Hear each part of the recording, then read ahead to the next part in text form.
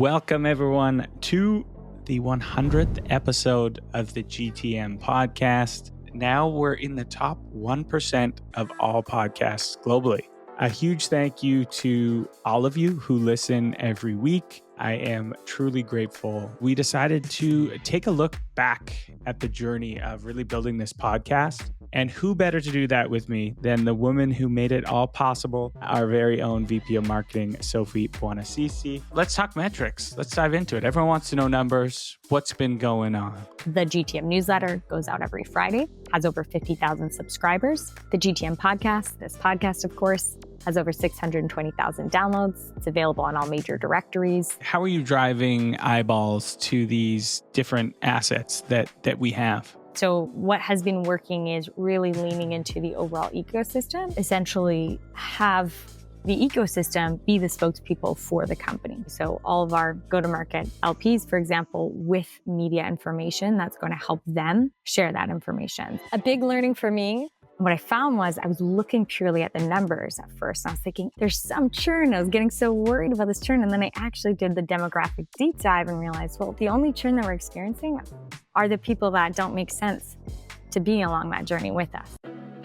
Behind the scenes, it was a small group of people that were doing everything.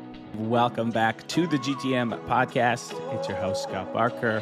I want to know how this insane growth actually happened.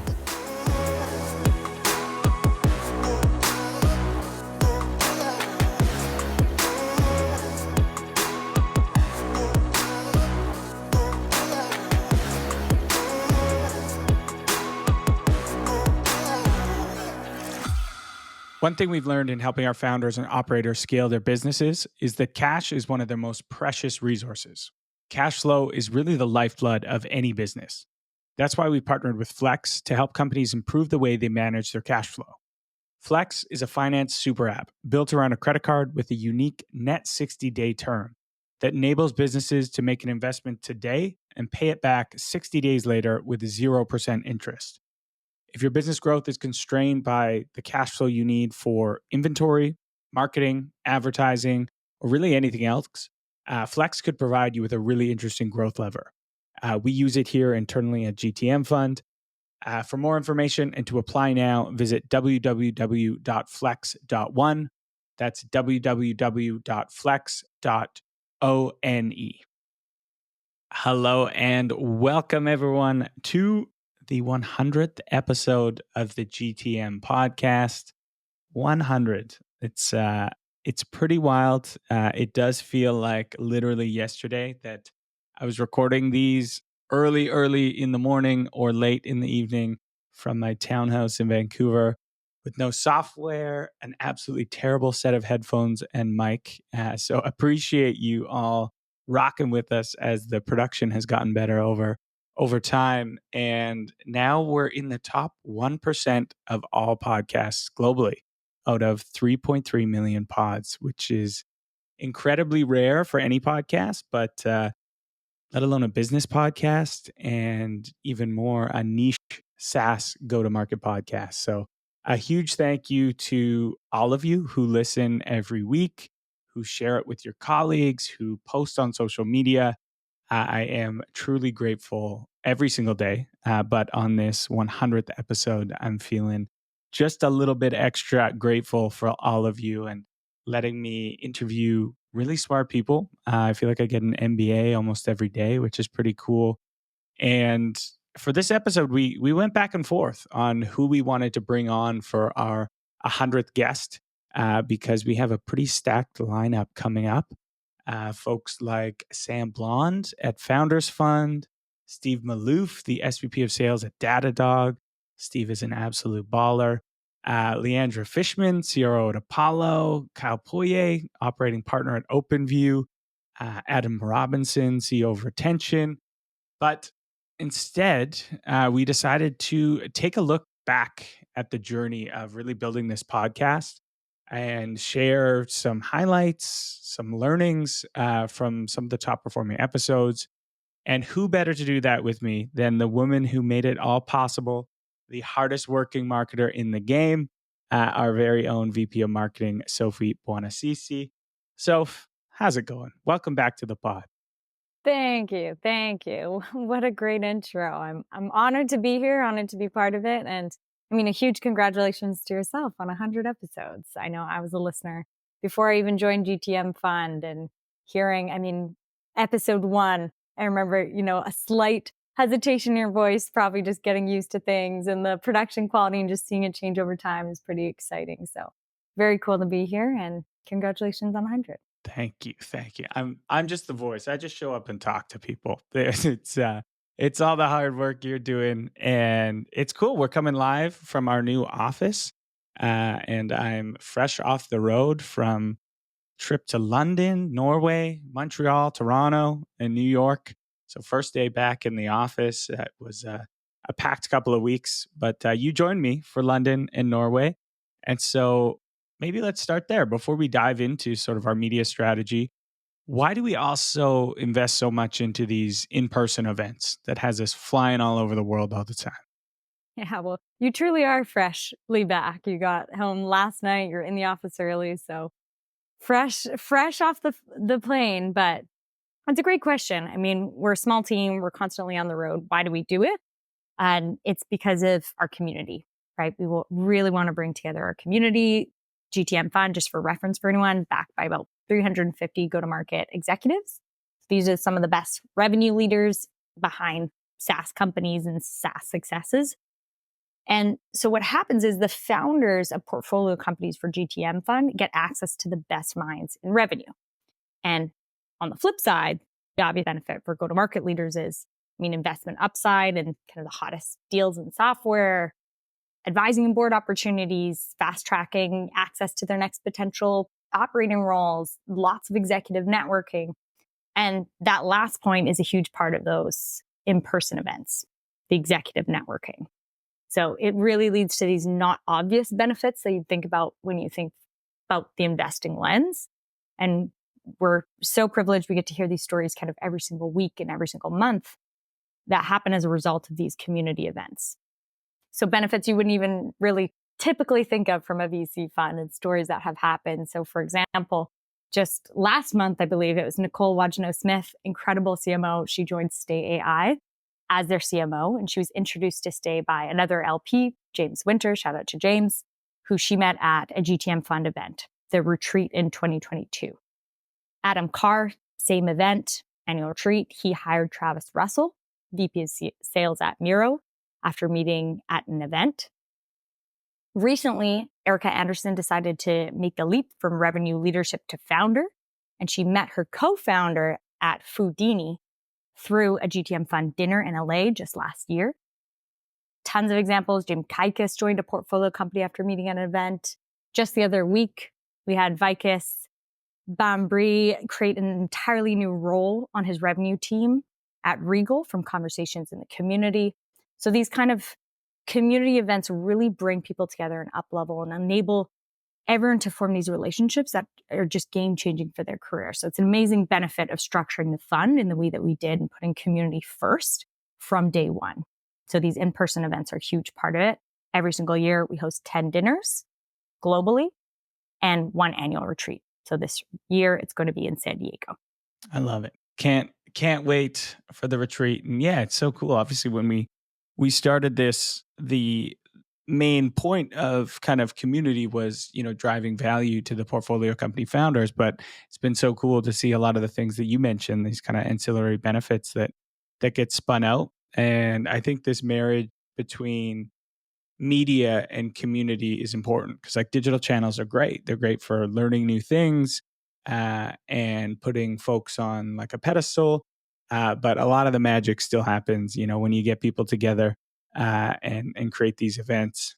But taking a step back, so you joined the team in October of last year.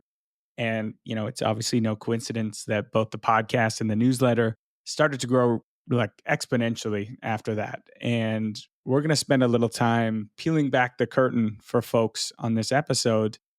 And I think in almost everything Max and I have done, we've sort of taken this build in public approach. Both of us post a lot on LinkedIn. We try and talk about our personal journeys as well as our professional journeys. And it's been cool to see you, fully embrace that as well.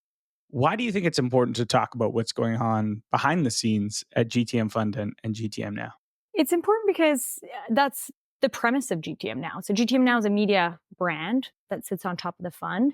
And part of media is education. So you're able to really share, disseminate information to the masses to help support people's careers, to help support them building their companies. And so it's really taking that same concept and applying it to our media brand. So really sharing how we're building, what are the successes? What are the kind of trials and tribulations, things that aren't working well for us, to then help other people as they look to build, whether it's media on top of a software company, whether it's a media business itself. We do our very best to drink our own champagne or eat our own dog food. When we bring guests on, we ask them to, share their personal journeys. And this is the journey that we're on. And so we try and tell you exactly what we're doing. And yeah, I'll give a bit of kind of a background of when we first set out to build GTMfund and this flywheel that we wanted to create. Because I still remember, Max and I drawing it out very early on in the journey. This is, 2021. And we built this flywheel. None of it really existed yet besides the core. And the core of the flywheel would be, the fund itself. And we'd invest in B2B SaaS companies, an area, of course, we both know pretty well. We both built our careers on. But that wasn't enough. There's thousands of venture capital firms out there. And just like any business, you need to find a way to differentiate yourself and bring a unique value prop to the market. And we knew what our value prop was going to be. It would be, accept money from GTMfund and you unlock the knowledge, expertise, and network from, these hundreds of proven go-to-market operators. Those would be our first limited partners, but would also essentially be our product. But again, it's not enough to just have a strong value prop. You need to have people seek you out. And people only seek you out when they know about you. And that's why we very quickly layered on two key components of the flywheel, which was community and media. And we started with community. This first came in the form of a pretty simple, enterprise Slack channel where we had all of our operators, LPs, and founders could go there and ask hyper-specific go-to-market questions, whether it was, hey, I'm trying to figure out a PLG motion, I'm trying to, stand up a customer community. And then our operator LPs could provide playbooks and frameworks, leveraging their years of expertise. And then something that was cool was we also saw our operators start helping each other. And so we then doubled down on the community by hosting these executive dinners like we talked about in all the major geos. And, the first ones we did had about 20 people, then there was 35, and now we get almost 50, CROs and CMOs every time we do one of them. But that quite naturally led to the next pillar, which was media, because there was just this treasure trove of proprietary insight and knowledge being shared across Slack and at our events. But it was really only serving folks that were already either LPs or portfolio company founders. And so the idea was, what if we started publishing some of that publicly? That way, instead of just saying, hey, we've got the best minds and go to market, we could show people that. And people could at least get halfway on their own. And so that's when, I started writing the GTM newsletter on Substack, which really was just aggregating a lot of the Slack knowledge. And then I started interviewing our GTM operators. And I was like, maybe this is a podcast. And so that became the GTM podcast. And now, these act as beacons for great founders and great operators to find us. And the amount of deal flow and new LPs and candidates that we can now place at our portfolio that come directly from these assets is pretty staggering. It's pretty mind-blowing how creative it's been. But then, I guess we got a little bit fortunate because in August 2023, many of you know, we had the chance to reacquire Sales Hacker from Outreach. That was the media company that I helped build and Max founded in 2013, sold that to Outreach. And then this basically 10x'd our distribution overnight. We rebranded everything to GTM Now because, the Sales Hacker brand was pretty traditional. We talked about sales strategy and revenue strategy, but we saw the world moving in this direction where, sales, marketing, customer success, operations, enablement all have to work as one. And so it was this pretty cool full circle moment. And that also led us to start being approached by brands outside of our portfolio who knew how big the reach was. And so since then, we've been able to partner with some fantastic brands to help them really with demand gen, brand awareness, and sort of overall thought leadership or category creation through sponsorship. And I don't know if people know this, but the GTM Now brand is now a profitable business within the GTM overall brand. And it pays for itself, as well as all the marketing for the fund, which we can talk about. But that kind of got this flywheel rolling. And there is two more pillars, which I'll briefly mention. It's probably a podcast for another day, but that completes the flywheel is talent. So we hired a VP of talent, which is recruiting. And then we have a labs product, which is our incubator, which we'll go deeper maybe on a future episode. But that's how we got here. That's what's going on. But what's sort of the state of the union? Do you want to share some metrics, numbers? We'll get into metrics and numbers, but I'm really glad that you touched upon the different areas of impact of GTM Now, because I have these conversations regularly and people are shocked at how layered the objective of the media company is. Because oftentimes you see something at the surface, you don't realize if you actually peel back the onions, how strategic something is. So for us, we actually have 7 objectives behind the media company, many of which you just touched upon there. So it's to help GTMfund strategic fund value proposition, help us get in front of the best founders and companies to invest in, help us attract the best go-to-market LPs to join GTMfund. It helps amplify the thought leadership of our go-to-market LPs to support their professional goals, provides distribution for our portfolio companies, helps support other parts of our flywheel, like you mentioned, labs, talent. And then it is a profitable business. So it provides a revenue source that covers all our media expenses and community events. And this is super important because rather than this coming from any part of the fund itself, we're able to actually fund all of our community events. So dinners, retreat, everything through media, which enables us to keep the fund laser focused entirely on our portfolio companies itself. So those are the 7 different layers.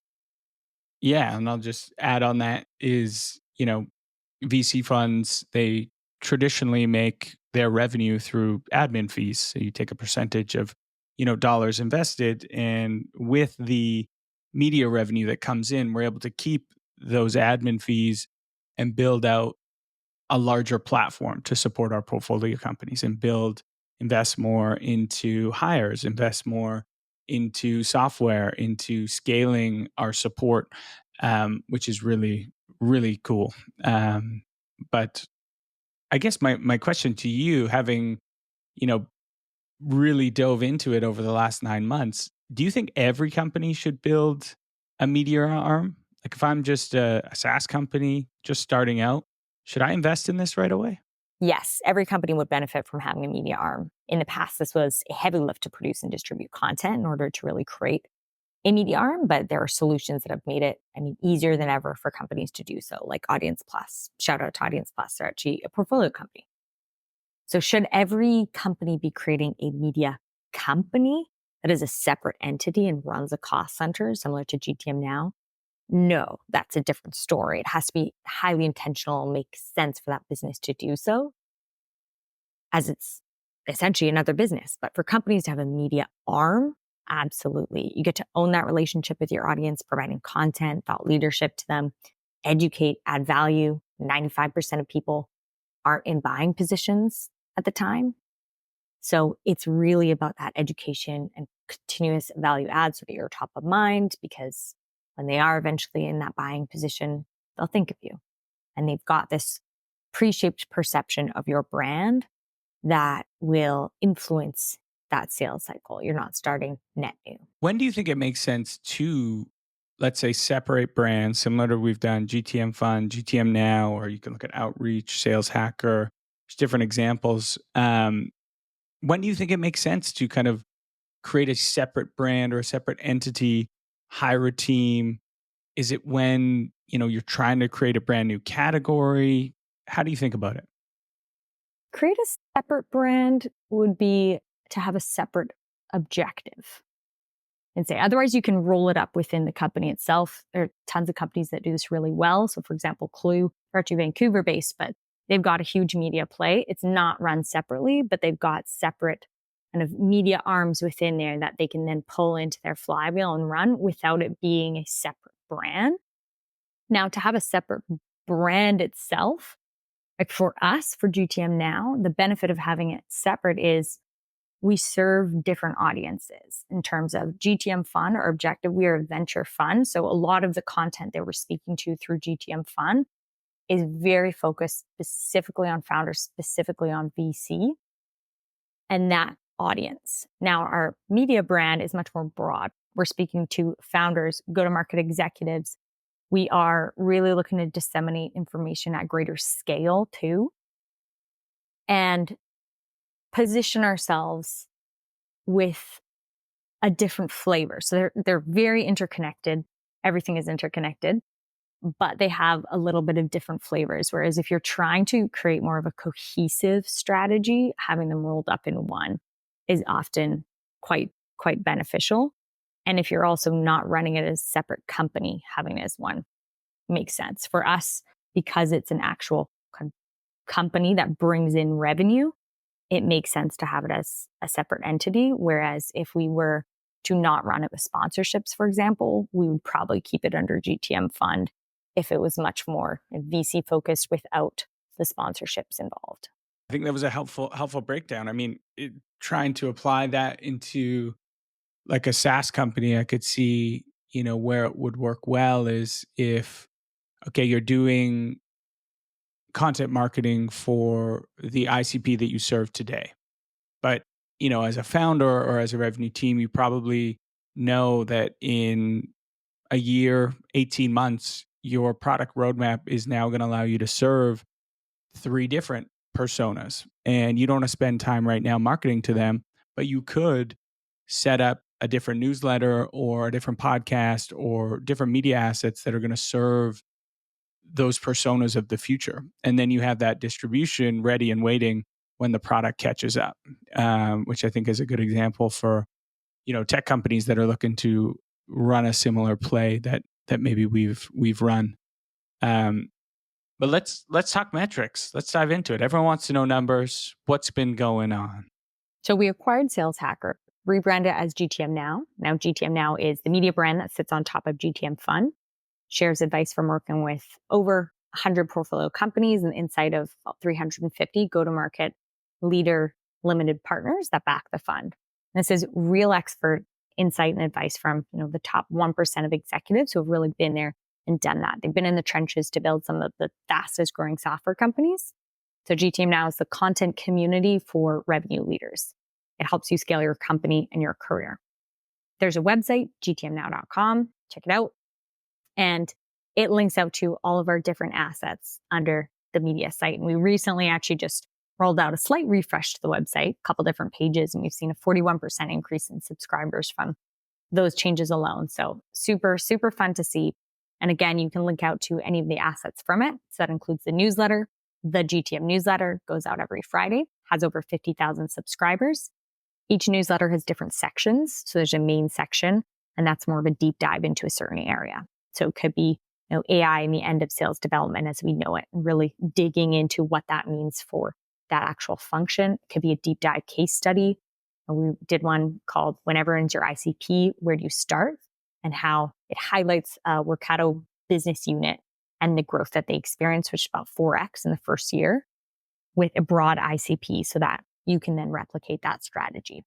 So there's different angles that we take. All of them roll up to information that go-to-market revenue leaders would find helpful. Again, moving away from, hey, if you're in sales, it's got to be just sales content. Marketing got to be just marketing content. It's really pertinent to everybody who is a revenue leader looking to grow a software company. So very, very go-to-market centric. There are additional sections, so more for your eyeballs, more for your eardrums, more snackable content too. And save a lot of content from looking through various go-to-market content for more for your eyeballs or more for your eardrums too, which is, of course, podcasts or anything that you can listen to So I've actually been sharing some of our saved folder just on LinkedIn because there's a lot of content that we save for the newsletter. It might not make it into the newsletter itself, but is incredibly valuable. So I've been surfacing that on about a weekly schedule. So you can look out for that for additional content. The GTM podcast, this podcast, of course, has over 620,000 downloads. It's available on all major directories. And we just launched it on YouTube, actually. So you can actually go and subscribe to YouTube and get notified whenever there are new episodes there, along with seeing all the shorts that come with it. So different trailers from episodes, different aha moments.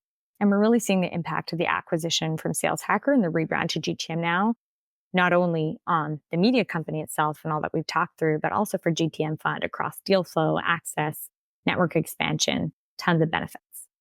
Huge, huge. And you've also started to roll out some digital live events as well. You did the Future of Content Marketing, got a lot of great feedback from that. Are you going to do more of those? That's right. That's right. So we've got a monthly series right now. It's on the future of, and then a different area of go-to-market. So content marketing was a super fun one. What marketer doesn't love talking shop about marketing? So it was an absolute blast with 3 incredible marketers. And yes, those will be on a monthly sequence. So the next one we have, the sign up is rolling out shortly, but is on the future of outbound. So more of an ecosystem-led approach to outbound. And there'll be different topical areas of go-to-market too. So if anyone has any areas they'd really love to hear about, let me know and we'd be excited to feature that. Huge, huge. So everyone wants to know, what's been working? How are you driving eyeballs to these different assets that we have? I mean, I mentioned ecosystem around outbound approach. That's a big part of it. So what has been working is really leaning into the overall ecosystem and helping to essentially have the ecosystem be the spokespeople for the company. So yes, we publish a ton of content directly from GTM Now. That's exactly where you'll get the direct source of all those assets.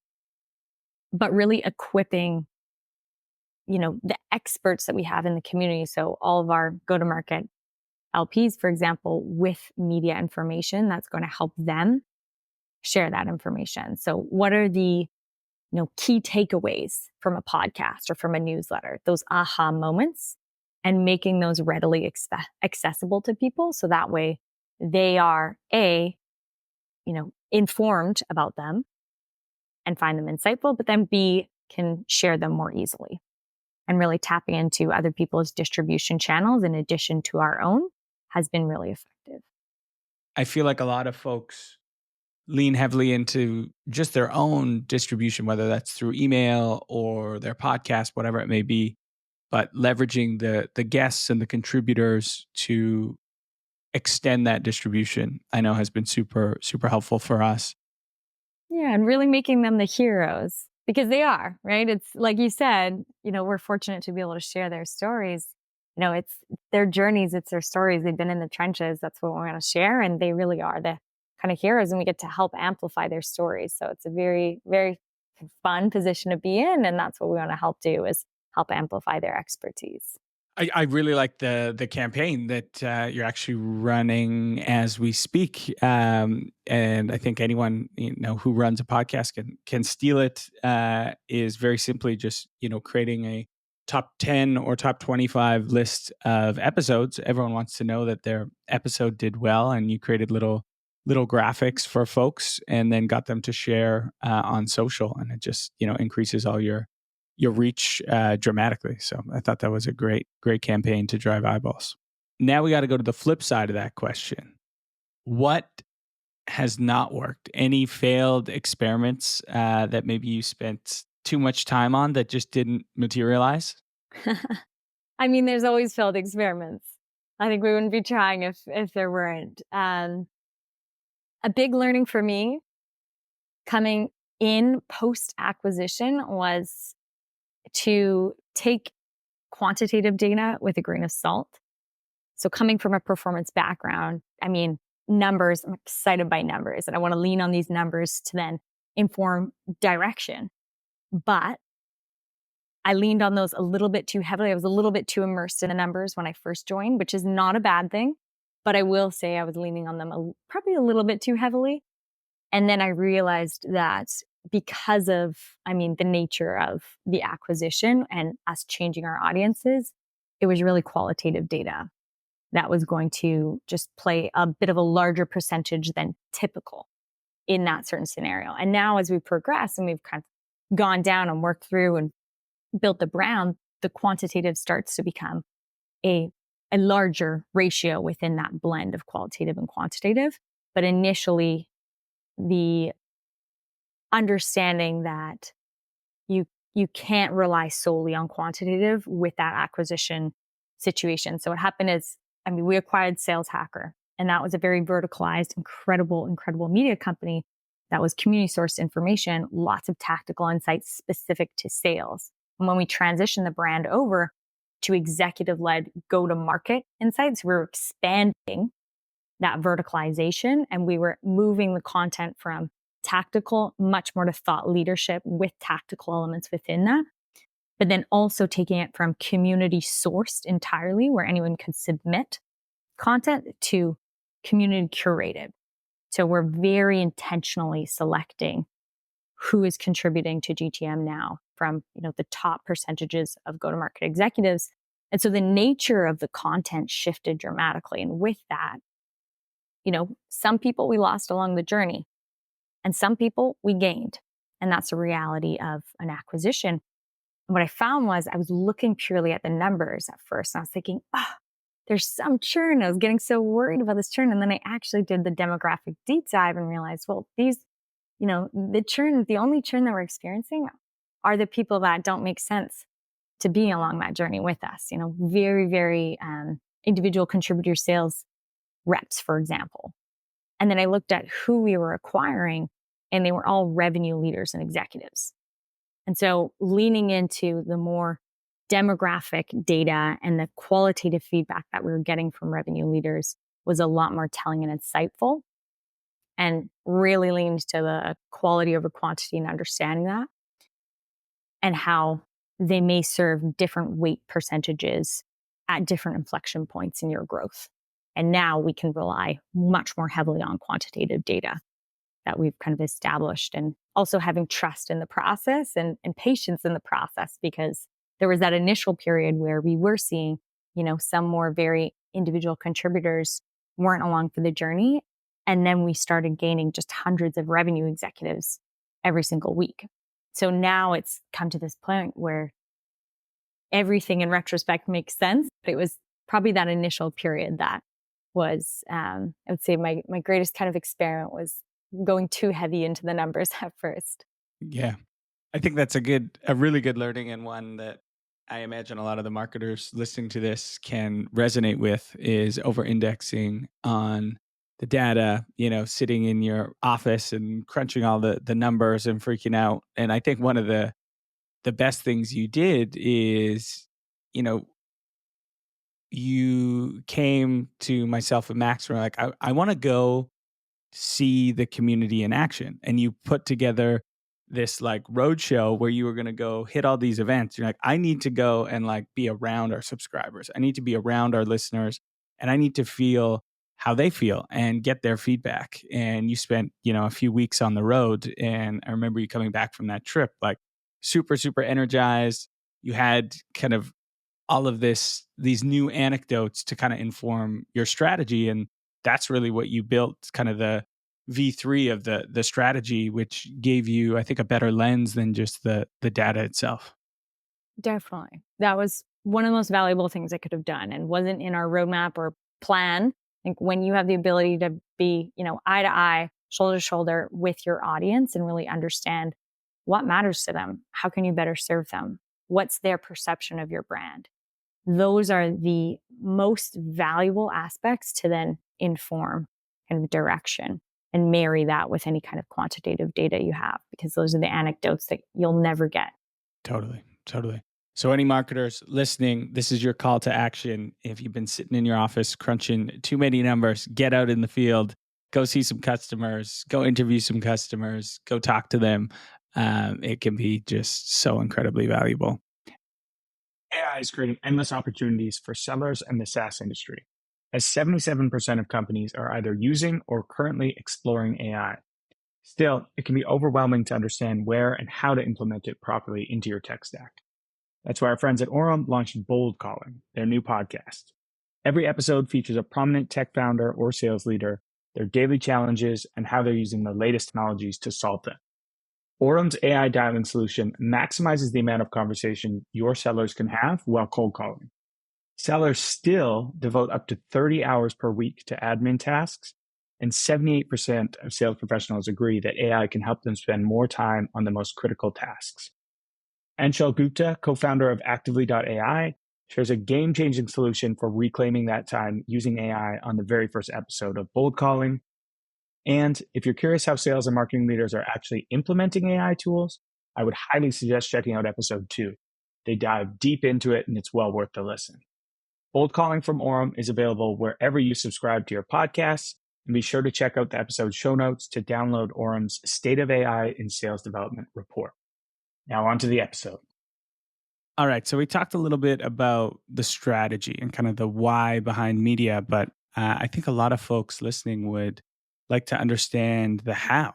I think from the outside, it probably looks like you have an army of 20 marketers working with you day and night. But that's not the case. We're a small, scrappy team. What's the process in creating all of this content through all these different channels? Maybe tease any technology that you're using. So in my role, I scale across media, marketing, and community. And this goes for any individual or lean team.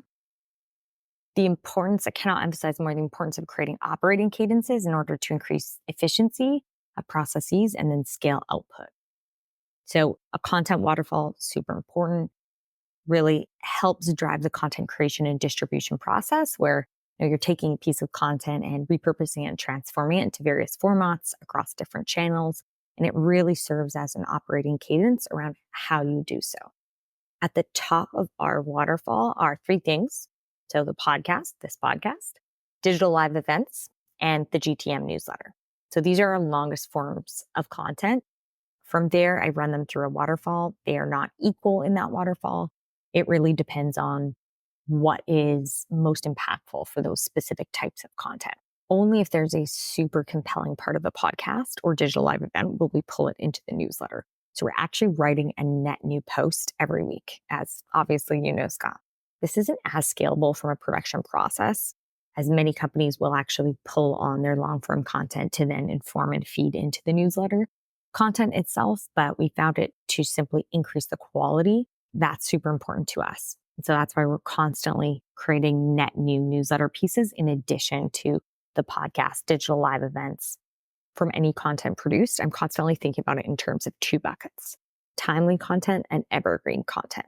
Timely content relates to a specific timing and should be published in accordance with that. Whereas evergreen content is content that can be shared at any time and it will serve the same value, irregardless of what time frame. So for example, from our podcast, we create trailers for each podcast, video trailers that clip certain moments. This is timely content. So it hinges on us publishing it around the podcast, of course. Whereas if we were to take a quote from that podcast, that would serve as evergreen content. So we can surface that, hinging on it not being related to a timely piece of news, of course, and it would still deliver the same value. So having both of those at your disposal is super important as a lead team. But one thing I've learned is to actually not overly engineer it. So as much as I emphasize having this operating system, it's also important to be able to be super flexible and really listen to your audience and see, well, what matters right now? Did some piece of timely news come up? What are people talking about? And having that ability to flex around that is super important. And that's why the timely content serves as more pillars for us in terms of we know exactly what content must go out for each of our different channels. But then we have this evergreen content that can feed in at any time. And then we have the ability to actually grab and create new content on the fly based on what our audience is, chatting about and based on any current events, things that pop up. So the ability to shift around is super important. We have a website that serves as the hub, GTMnow.com, for all of our different content. We've got podcasts available on all directories on YouTube, the newsletter, digital live events. In terms of resources, we have ops support internally, and we use contractors for the podcast and for our video clips. Shout out to Podcast Studio X, fantastic company that produces our podcast. And they actually helped us with the backlog of podcast episodes that we launched the video for and rolled out on YouTube. So incredible to work with. Some of my favorite tools in the process. So we use a contractor. She's amazing for our podcast clips themselves, but for any podcasts that I'm on or just any additional video content that I want to repurpose myself, I have 3 go-tos. One is Opus Clips, super simple, super easy, simplified, incredibly robust, but simple to use at the same time. So enables more diversification of actual repurposing, and Descript. So that's more in terms of if wanting to edit a long form video. That's what I use it for. You can also pull and edit clips from it, but that's my main use case. I even use it for transcription at times. I was just going to shout out Opus and Simplified, great portfolio companies. Yes, they are. They are. And we love their products. So it's been fantastic using the products themselves. The GTM newsletter is currently hosted on Substack. We might move off of it to enable greater integration. So Substack as a platform is shifting more towards becoming a recommendation and a distribution network. So that's a key consideration there, but it is currently hosted on Substack. And I'm happy to chat through tools, make any recommendations if anyone ever has any questions. Yeah, I feel like Substack is really great for discoverability, but the analytics, if anyone from Substack is listening, we'd like some more analytics, and then we'll stay with you forever. But yeah, getting insight on your subscribers is a bit tough. Okay, so we see how you're able to do it all. What keeps Miss Sophie Buonassisi going? I know you're in the office very early, you stay late, you're incredibly hardworking. Where does that drive come from? What makes me tick as a human at the deepest level is positive impact. And media is really interesting because education enables impact. And there's nothing more powerful, I think, for changing the trajectory of somebody's life than education. You know, any resources can be stripped away, but you can't strip away knowledge. And I've always been involved in education in various means, whether that's community groups, whether that's community media groups, nonprofit organizations, actively and in the past. And media at its core is a form of education. It's about taking valuable insights, knowledge, advice, information, and sharing it with other people, which is education. And when that is shared, it empowers people and truly makes a difference. And we do that through media. And we do that through community, and we do that through the fund. So there's a trifecta at GTMfund. So I'd say even having one of those would keep me going and insanely excited. And we have 3. So that's definitely motivating what keeps me going every day. I couldn't be more excited. I like that. Education enables impact. That's huge. And you see it shine through in everything you do. What, if you could fly back to Sophie 7 years ago when maybe you're starting out your career, what advice would you have? Build something, because no matter what you build, you will have to market it. And by creating that necessity to market it, you will learn an incredible amount about marketing, about running a business, about all the different functions within a business, which essentially is a massive part of marketing. You know, you don't operate in a silo. You are essentially needing to be, as many other departments are, but in tune with tons of other areas, departments, people. And so by building something, you get that exposure to all those different areas at the same time as actually building a marketing function. Really great advice. Yeah. A bias towards action. Go build something, whether it's a side project, your own newsletter, e-com, whatever it is. You know, when you go out and actually build something, then you realize quickly, oh, it's all about sales and marketing. Now let's go figure that out. And then it gives you kind of this holistic view of how your impact as a marketer impacts the broader business. Yeah, and I think a lot of marketers are by nature very curious. You know, you have to be, because marketing is constantly changing. You want to constantly be keeping up with all of the different kind of novel areas of marketing itself, but then also changing customer behaviors and human psychology. And so inevitably, when you build something, you need to have intense curiosity and you get exposure to all these different areas. So it's a perfect kind of pairing. And we see a lot of marketers go into entrepreneurial routes, whether it's, media businesses or whether it's software companies. And so you see that natural curiosity start to manifest. So I think a lot of marketers would also enjoy the journey through that curiosity. I think the best of us somehow manage to stay curious our whole lives. That's something I always appreciate with folks, even later in their career. They're incredibly, incredibly curious people. So I love it. All right, I want to shift gears a little bit because I want to shout out and highlight a few of our guests who made it onto the top 10 episodes, and we did this pretty simply just by number of downloads. And we'll share, some episodes that you should definitely check out or you should revisit. And we'll start with number 10. It is episode 62 with my man, Mark Cranny. If you're not familiar with Mark is the CRO at LVT. He is a legendary go-to-market operator, three-time unicorn creator.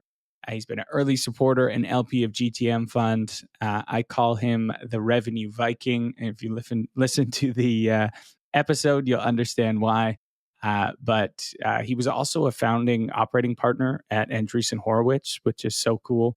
And he's been involved in acquisitions of Opsware, Astrodata by HP, and Teradata. Truly, just one of the great CROs of our generation. And what we talk about in this episode, and I can't say enough how much you should listen to this one, but we talk about how to create a winning culture, what that means, how to keep your competition at bay and win in hyper competitive markets, and then how to hire talent that culturally fits your organization.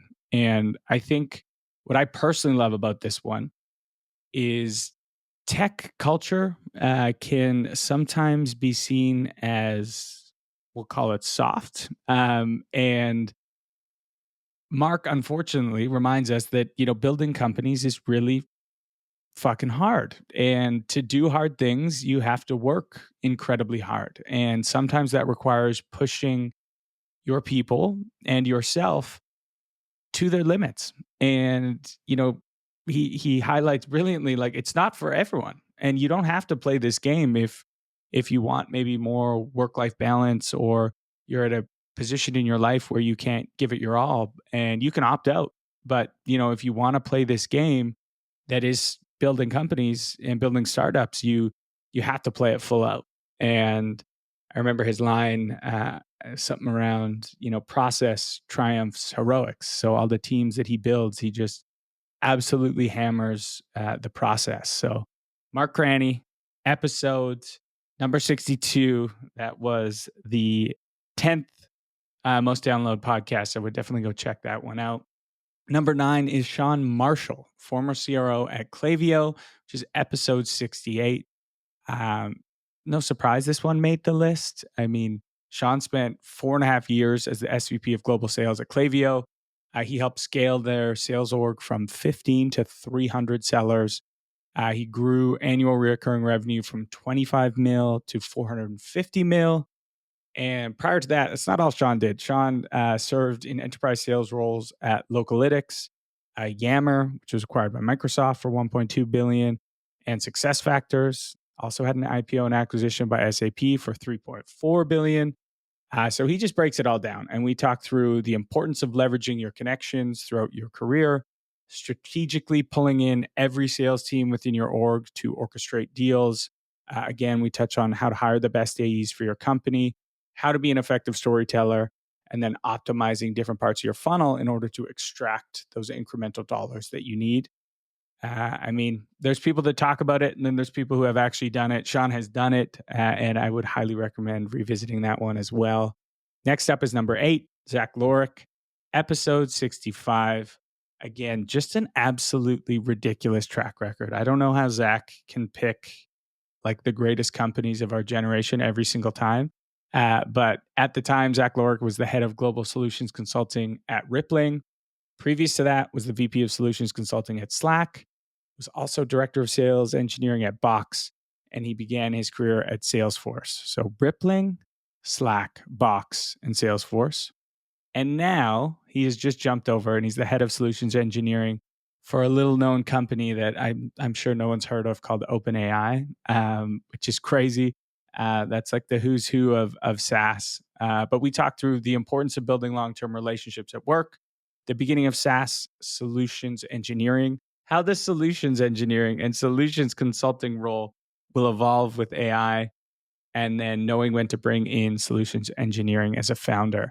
So if your solutions engineer team is struggling or unsure about when or how to build solutions engineering, I would definitely check out that episode. But I will shoot it over to Soph. I know the next up is a very good friend of GTMfund, who took the number 7 spot.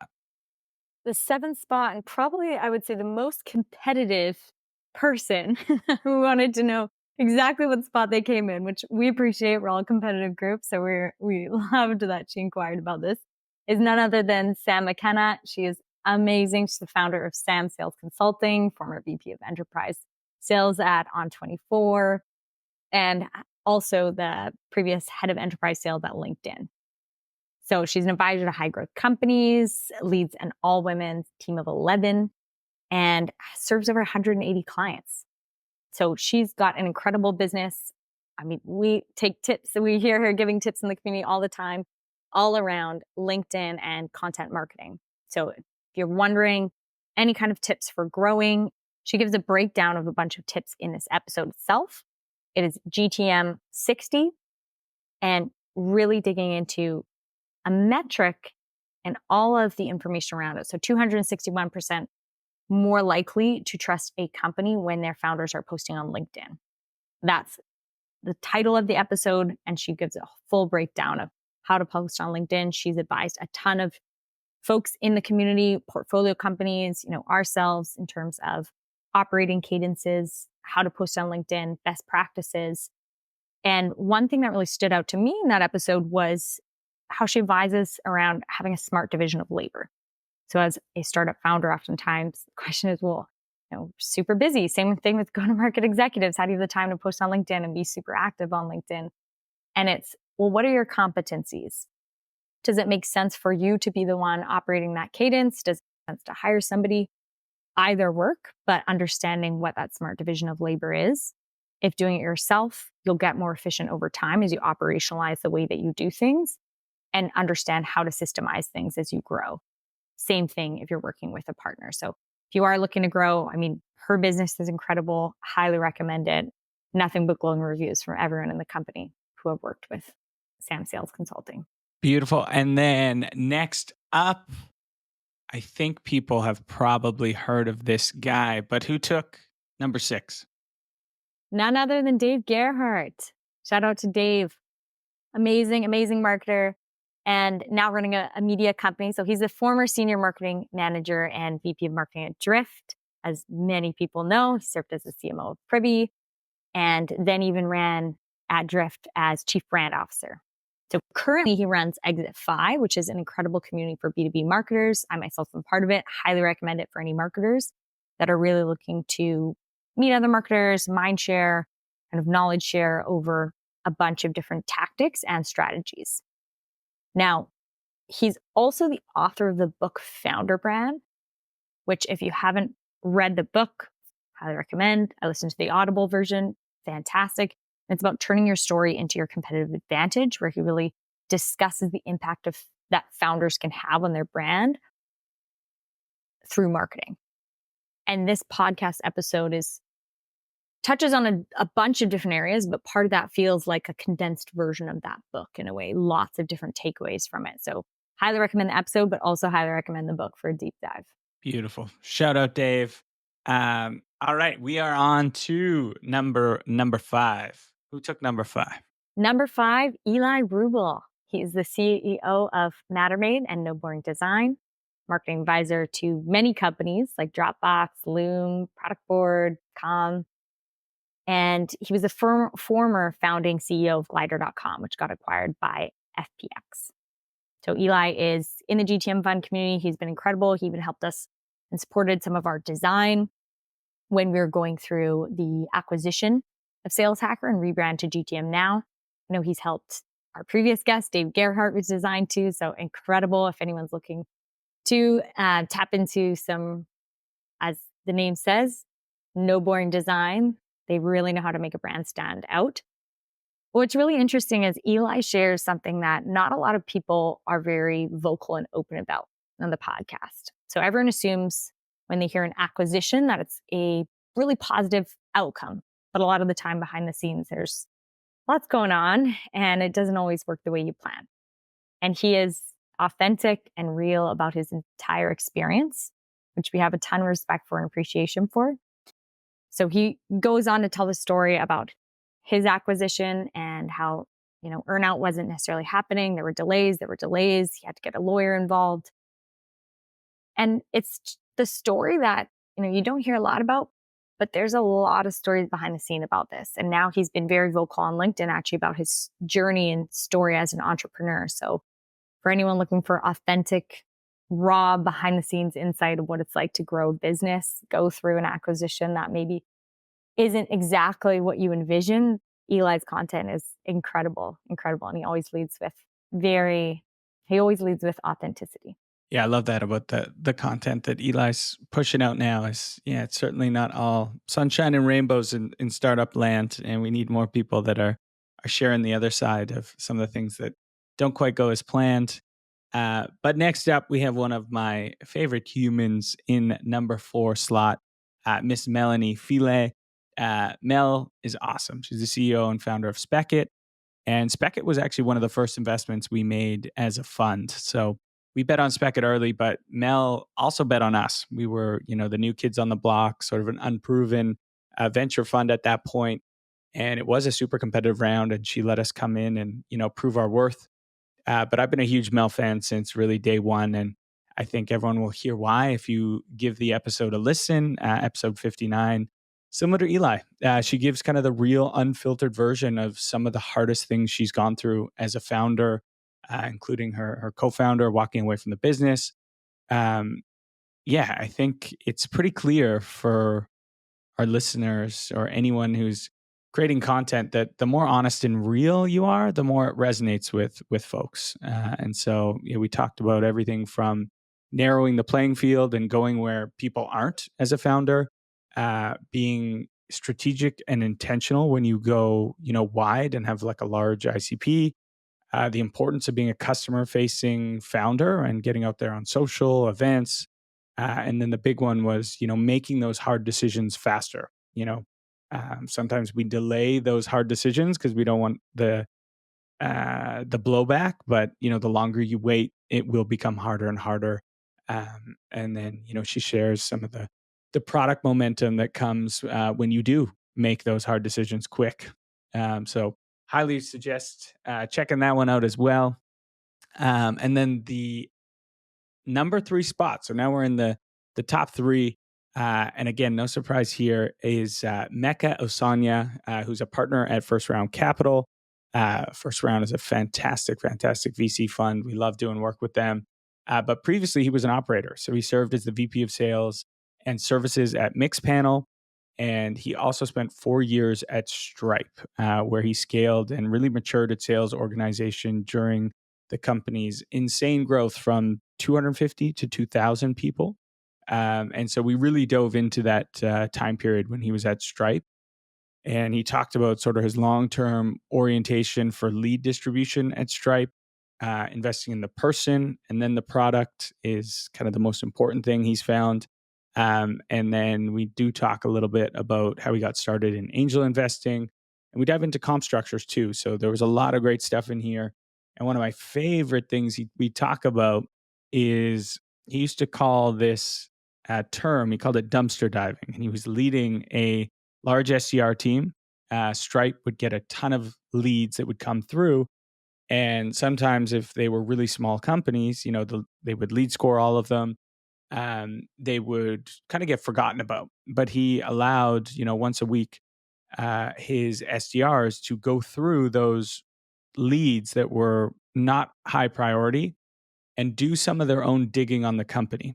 And if they, went on Crunchbase or there was a bunch of information about this company on TechCrunch and they believed that this company had an opportunity to be a large company of the future, he would kind of allow them to prioritize those. So it's almost like mini angel investing for your SDR team. So I thought that was brilliant, and something, if I was still running SDR teams, I would implement tomorrow.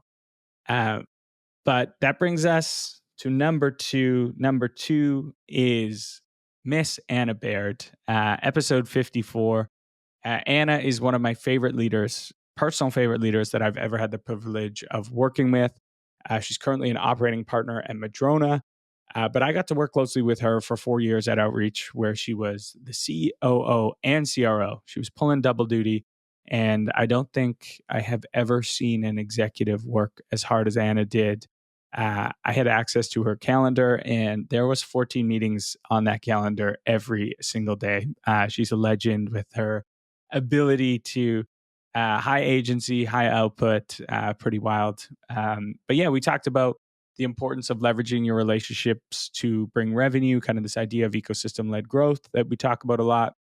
A lot of talk about resilience to surpass those who doubt your capabilities, knowing when to walk away from a company, and then understanding where your higher skill sets are to be successful within your organization. And one of my favorite stories from that one was a very well-known name, which we will keep confidential for the sake of this in the space, told Anna she would never become a CFO. So instead of just proving that person wrong once, she proved him wrong 3 times, and she held 3 different CFO positions before, becoming a COO and then CRO. So I thought that was pretty cool.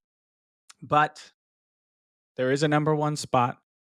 All right, the number one spot goes to the legend himself, Mr. Lars Nielsen, episode 56. And I will say, if Lars listens to this episode, you are winning by a pretty healthy margin.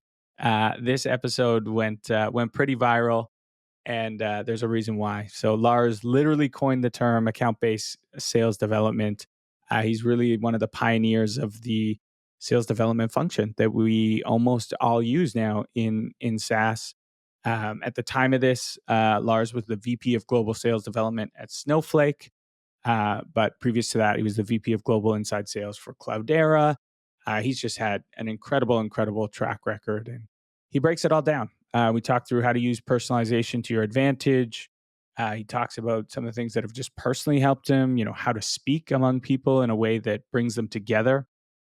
If you've been at a dinner with Lars, he'll always stand up and make a speech that always resonates, and then what to look for when hiring a BDR.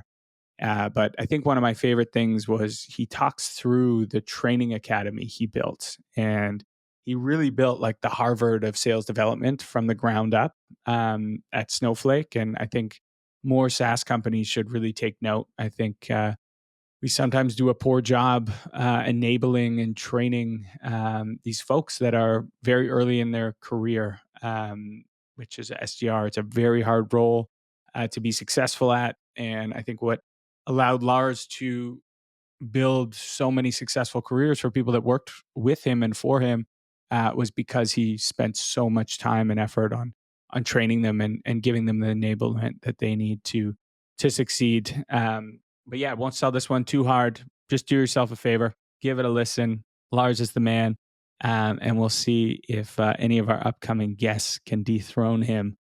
All right, we made it through the top 10 on the pod. Congratulations to all those guests. And I know we got a competitive bunch, so I'm sure there's a lot of people trying to dethrone Lars.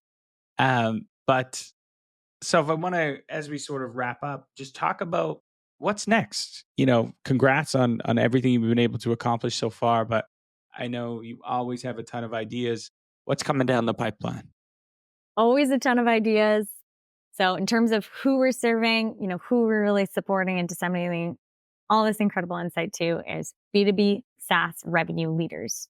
So go-to-market executives, revenue leaders, founders of software companies, and quality over quantity always. So we're hyper-focused on really surfacing the best insight from, the top 1% of go-to-market executives as part of GTM Now. So always leaning into the quality over quantity in terms of the content itself. We're constantly listening to, what's helpful, what kind of requests we're getting. We're getting some around exploring, angel investing, consulting roles, advisory roles. So that could be an interesting angle if it's helpful for folks. Different types of formats. Newsletters performing extremely well. Like I mentioned, the GTM newsletter, it goes out every Friday, has over 50,000 subscribers. And that's an area that we might lean a little bit more heavily into moving forward. So whether that's, higher frequency, whether that's creating a new newsletter, those are all different experiments in areas. Short form video content. So we just relaunched the YouTube channel. Part of that includes shorts. Shorts are performing really well in general. And any kind of snackable video content we're finding is performing really well. So those are the two kind of formats that we're really leaning into across owned and rented channels. And then always, I'll leave it at that, quality over quantity from kind of the best executives to serve revenue leaders at B2B SaaS companies. Hell yeah. And goes without saying to any of our listeners, we are here, as Sophie said, to serve you. So we always are listening and we try and implement all the feedback that you give us. So if there's topics you want us to talk about, there's formats you like, please share it with us. Pretty simple to get in touch with us. Scott at GTMfund.com, Sophie at GTMfund.com. We're here to listen. We're here to support. And, thank you all again. And thank you, Sophie, for being incredible at your job. And thank you, of course, to our listeners. I think the minute we hit top 1%, I think our goal then changed to let's be a top 0.1%. So that's the new goal. Hopefully we can get there over the next couple of years. But it's been a fun ride so far. Sophie, thank you again. And let's keep it rocking. Let's keep it rocking. Thank you, Scott. All the listeners, everyone who's part of the GTM community and also the GTM Now community, listening and tuning into all the content. We're super excited to keep scaling it and keep serving everyone helpful go-to-market information. Just getting started. Let's rock.